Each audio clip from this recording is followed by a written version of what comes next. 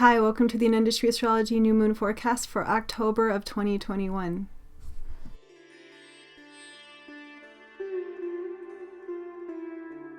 The moon is waning, the energy retreating.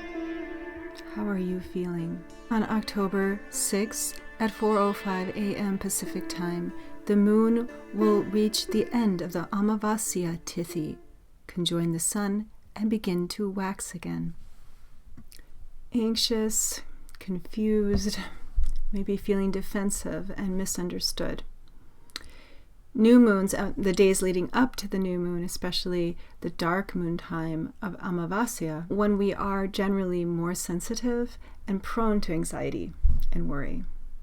It's a time of retreat and naturally a time to look within. This new moon has a lot of fire within it, particularly because of its alignment with Mars, the warrior Mars, who is fully combust at the time of the new moon. So Mars has to do with our willpower, our ability to express our needs, our feelings of anger as well, or when we feel we've been intruded upon. Mars sets clear boundaries and works with feelings of empowerment or disempowerment. So this new moon has an inflaming quality to it, kind of pitta energy, if you know what that means in Ayurveda. There's something that can create impatience or a feeling of defensiveness or a sense of being disempowered in some way. So, and the frustration that can bring as well. Mercury retrograde is also close by this new moon, which really, I think, even can create a more intense environment for arguments and discussions that may only just become circular or, feeding in on the anger and not actually reaching a clear conclusion. So this new moon is a time that we should be using for introspection, I think, for really searching within and finding where we have maybe not been taking care of ourselves, not been real with our needs or our boundaries. The moon is in the area of the sky called Hasta Nakshatra. This is a lunar mention that has a softening effect. It's in Virgo, the sign of Mother Nature, the divine feminine. And it has a connection to Savitur, or the goddess Savitri, the goddess of the rising sun, Gayatri.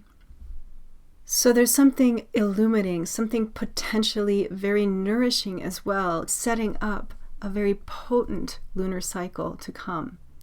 The next 9 nights after this new moon are called Navaratri, the 9 waxing moon nights of the goddess in her 9 forms.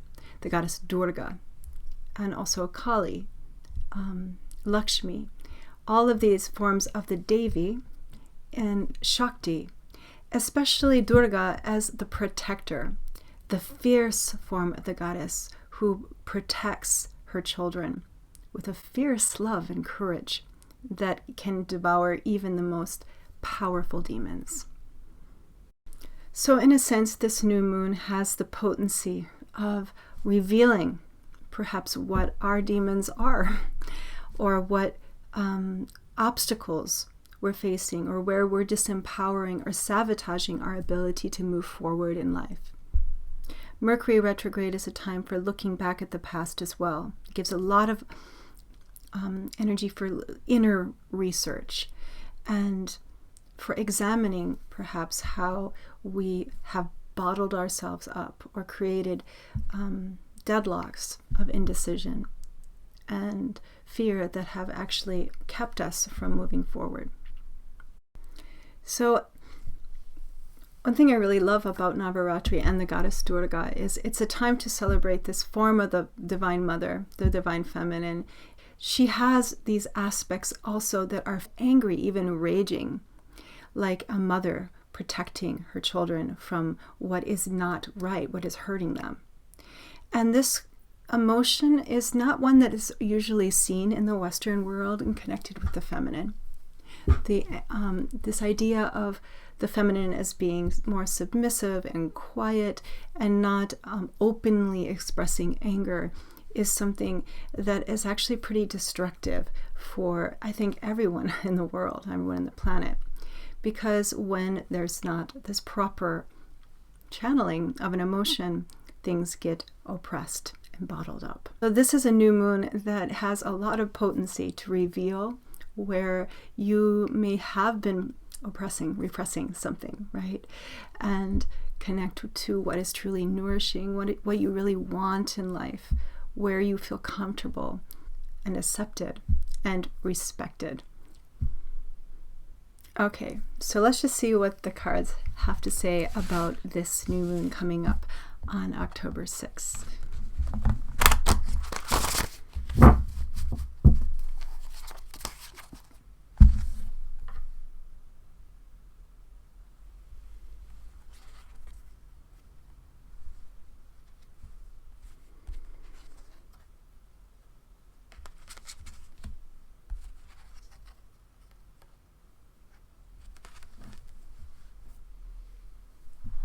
Okay, so the first card that came through is the Ace of Cups, the divine feminine.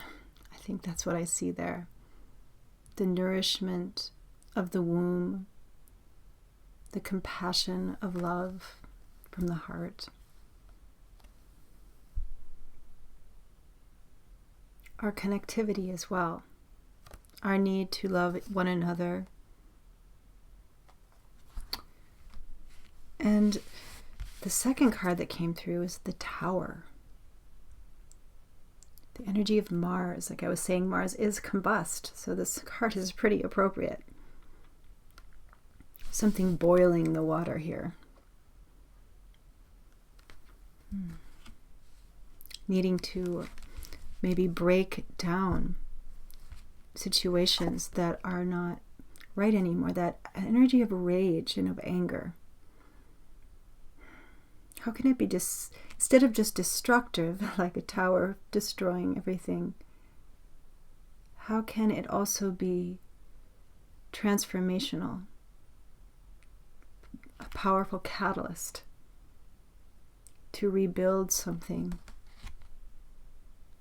more in alignment with what's nourishing us? And finally, the Prince of Wands.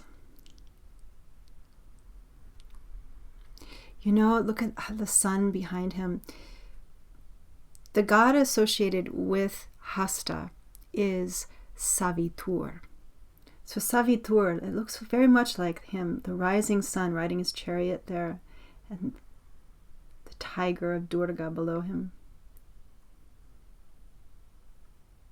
The courage to stand up and express what it is you need. Check it out. Come back to yourself. Don't be afraid of your anger and listen to its call for self-respect, self-love. Let the past burn. Burn away the fear that keeps you down. You are rising like a phoenix from the ashes of the past. You are rising like the sun, shining light of truth into the darkness of your fears and blockages. Okay, wow. Powerful time of Navaratri around the corner here. Check out my article on Navaratri and the 9 Navadurga, the 9 forms of the goddess, coming up. I'll leave a link to that and the blog. I write every couple weeks about the moon. I do write about the new moon and full moon. Get on my newsletter if you'd like to learn more about that. And also, I do offer one-on-one readings on Zoom. You can book a reading with me. I'll also put the link below and on my website, indecisive.com. I'm also offering a foundational Vedic Astrology class on my website, so check that out. And I will see you soon on the next full moon.